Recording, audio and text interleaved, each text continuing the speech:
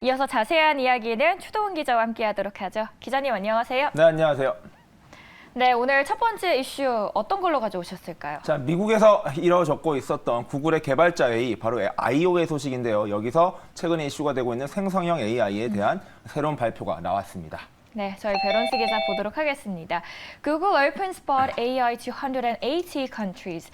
이번에 바드가 챗봇을 180개 국가에 오픈한다라는 내용인데요. 과연 한국도 여기에 포함이 되어 있을지 보도록 하겠습니다. 본문에서 저희가 한국에 어디 있나, 한국어 어디 있나 열심히 찾아본 결과 좀 성과가 있었습니다. Bot will be able to respond in Korean. 그러니까 한국어도 출시가 된다라고 합니다. 듣던 좀 반가운 소리였는데 킥박스 보도록 하겠습니다. 우선 구글 I.O. 2013 컨퍼런스, 구글의 I.O. 컨퍼런스가 열렸는데 여기서 구글이 이번에 검색 엔진 AI를 탑재하겠다라고 밝혔습니다.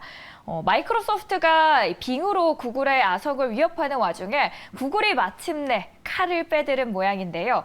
구글은 조만간 40개의 언어로도 서비스가 지원될 예정입니다. 그리고 여기에는 말씀드렸듯이 한국어도 포함이 되어 있습니다. 또 하나 신기했던 건 바드의 구글 렌즈를 결합을 시켰습니다. 예를 들어서 강아지 사진을 선택한 후에 사진 속 강아지 2마리의 캡션을 적어줘라고 요청을 하면 바드는 구글 렌즈를 통해서 사진을 분석하고 품종을 확인해서 무려 몇 초 만에 캡션을 제시하게 됩니다. 그림 하나 볼까요? 이번에 컨퍼런스가 시작하자마자 저번에 바드가 실패했던 컨퍼런스와는 완전히 다른 주가의 흐름을 포착할 수 있었습니다. 보시는 것처럼 컨퍼런스가 시작되자마자 구글의 주가가 초반부터 4% 넘게 치고 올라왔습니다. 이번에 구글 컨퍼런스에서는 어떤 이야기들이 오고 갔을까요? 네, 맞습니다. 이번에 했던 행사가 바로 구글 I.O. 바로 개발자 회의라고 보시면 되는데요. I와 O가 어떤 뜻이냐면 인풋부터 아웃풋, 즉 컴퓨터를 개발하는 데 있어서 입력 신호부터 출력 신호까지의 모든 내용들을 다 담고 있다라고 보시면 될 것 같습니다. 사실 저는 구글 I.O. 행사를 다녀와 봤습니다. 그래서 샌프란시스코에서 이런 행사가 어떻게 이루어질지 가봤고요.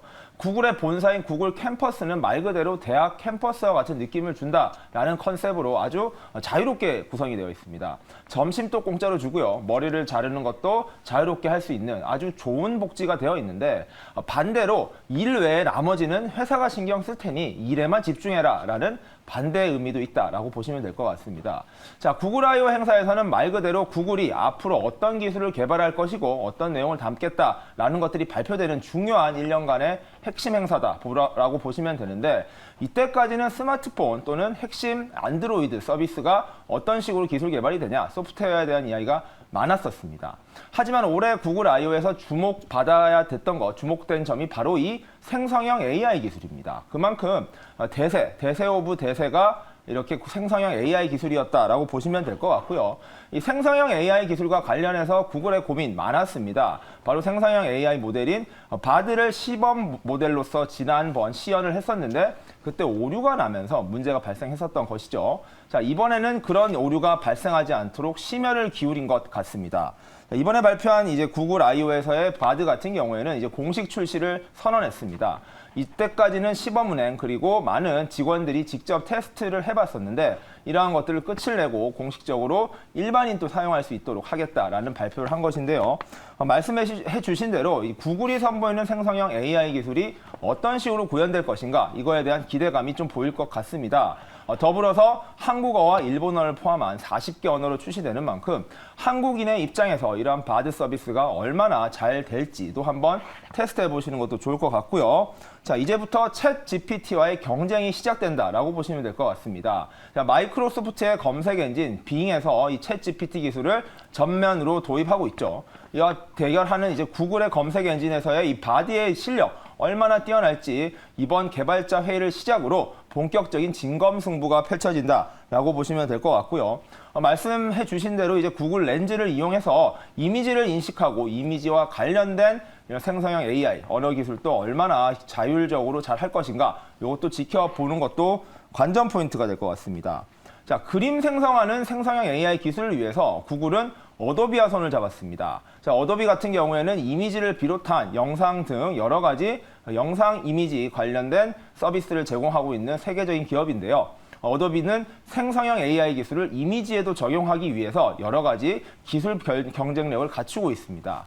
자, 구글이 독자적으로 이미지와 관련된 생성형 AI 기술을 갖추는 것 대신 이 어도비와 손을 잡아서 이 이미지 관련은 어도비의 기술을 활용하겠다라는 협력을 선언했습니다. 자, 앞으로 생성형 AI 기술은 단순히 텍스트에만 머무르지 않을 것 같고요. 이미지와 동영상과 같이 여러 가지 방식으로 구현되는 것들을 이제 어떻게 생성형 AI 기술과 접목시킬 것인가, 이러한 여러 기업들의 합종 영향도 한번 관심 깊게 봐야 될 것 같습니다. 자, 구글 I/O에서 이번에 핵심 기술은 생성형 AI 기술이었는데 또 하나 주목받았던 기술이 있습니다. 바로 폴더블 스마트폰인데요. 구글 I/O에서 구글의 폴더블 스마트폰이 처음으로 공개됐습니다. 자, 지금까지는 삼성전자, 중국 기업들 정도가 이런 폴더블 스마트폰을 선보였었고요. 애플 같은 경우에도 하겠다라고 했지만 아직까지 공식 출시는 안 되었습니다. 하지만 이번에 구글에서는 한 발 빠르게 이 폴더블 스마트폰을 선보이면서 과연 이 폴더블 시장 얼마나 큰 시장으로 성장할 것인지에 대한 이제 바로미터를 제공했다라고 보시면 될 것 같고요. 구글은 자체적으로 스마트폰을 개발하고 있습니다. 안드로이드라는 스마트폰 운영 체제가 있고요. 이를 구현할 수 있는 기기까지 갖추고 있는 구글. 하지만 이제 기기 경쟁력만큼은 애플과 삼성전자에 밀리다 보니까 어찌 보면 테스트 베드, 이제 가장 기본이 되는 레퍼런스 모델을 만든다라고 설명을 하고 있습니다. 자, 어쨌든 구글이 키워놓는 폴더블 스마트폰 시장, 향후 애플이 어떻게 참전할지 이런 것들도 이번 구글 I/O에서 좀 살펴볼 만한 뉴스였던 것 같습니다. 챗 GPT 한국어 버전 사용해 보셨죠? 약간 테스트는 해봤는데 아직까지 제대로 써보진 못했습니다. 제 주변에서 하는 말이 좀 아쉽다라는 감이 없지 않아 있었거든요. 그런데 이번에 바드 한국어 한번 기대가 됩니다. 그리고 이렇게 생생한 현장까지 다녀오셨던 경험이 있는 이야기까지 전해드렸습니다. 저희 첫 번째 이슈 다뤄드렸고요. 두 번째 이슈로 함께 넘어가 볼까요? 네. 네, 이번에 리비안 이야기입니다. 리비안 스톡 rallies over 7%. 리비안의 주가가 7% 이상 치솟았다라는 제목입니다. 어떤 이슈들이 있었는지 보니 Analysts say worst has passed. 그러니까 애널리스트들이 전망하기를 이번에 큰 최악의 고비는 넘겼다라는 의견들이 대다수였습니다. 킥박스 보도록 하죠. 일단 리비안의 생산량이 증가했습니다. 그러자 비용 상승과 씨름을 하던 중 리비안은 7% 이상 급등할 수 있게 되었고요. 여기에다가 예상보다 적은 1분기 손실을 발표한 후에 월가에서는 낙관론이 확대가 됐습니다. 다음 킥박스 보도록 하죠. 그래서 월가에서 바라보는 시선들은 대체로 어떤데? 라고 궁금해서 찾아봤더니 일단 모건 스탠리는 비중 확대 의견을 주면서 110억 달러의 현금을 보유한 채 마감한 것은 반가운 신호다라고 지적했고요. CNBC는 40달러의 목표 주가를 제시했는데 이 수치가 중요합니다. 현재가보다도 무려 4배나 가까운 수준이라는 점이 놀라웠습니다. EV 시장에서의 공정한 점유율을 확보하는 것에 중점을 뒀고요. 다만 웰스파고는 다른 의견입니다. 모건 스탠리가 위에서 현금을 많이 확보했다는 점을 긍정적으로 평가했지만 오히려 웰스파고는 회사가 지출을 개선하기 위해서 1분기 실적은 긍정적이었는데 앞으로 현금 소진 가능성 우려 중입니다. 이번에 리비안의 이야기 한번 해볼까요? 자, 리비안 자동차 한국 분들이 만나보시긴 힘들었을 거고요. 미국에서도 제가 있었던 뉴욕에서는 리비안 자동차를 보기는 매우 어려웠습니다. 그만큼 아직까지 대중적으로 확정되어 있는 전기차는 아니고요. 미국 서부, 특히 캘리포니아를 중심으로 많이 이용을 하고 있다. 그리고 거기 계신 특파원을 통해서는 봤다라는 이야기까지 들어봤습니다. 자, 이 자동차가 굉장히 큰 자동차고요. 그리고 전기차 고급 모델로 보시면 될 것 같고요. 재미있는 것은 지난해와 지지난해 지금 스타트업과 미국 투자액이 많이 몰렸을 때 상장을 했던, 기업 공개를 했던 대표적인 기업이 바로 리비안입니다. 자, 리비안은 상장하자마자 미국 시장에서 굉장히 큰 주목을 받았고요.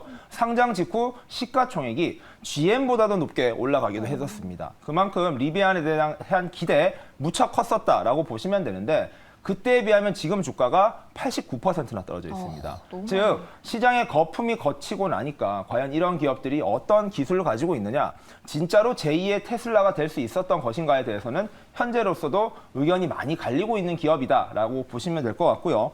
리비안의 실적이 나왔습니다. 실적이 예상보다는 나쁘지 않게 나오면서 시장에 긍정적인 영향을 미쳤다라고 보시면 될 것 같고요.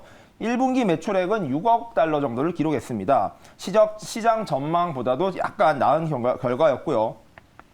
EPS 같은 경우가 조금 나쁘게 나왔습니다. EPS가 1.25달러 손실이 기록했는데 시장 전망은 1.59달러를 손실할 것이다라고 전망했던 것에 비하면 그나마 낮게 나아졌다. 조금은 나았다라고 이야기를 하고 있습니다.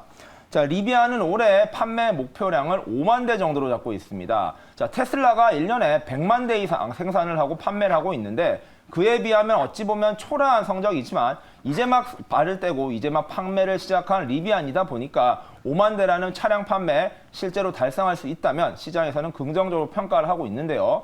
사실 이런 일이 쉽진 않았습니다. 이제 막 생산을 시작하다 보니까 여러 과정에서 어려움도 많았었고요. 이런 것들 때문에 시장에서는 부정적인 평가가 계속 나왔었고 주가 역시 끊임없이 떨어졌습니다.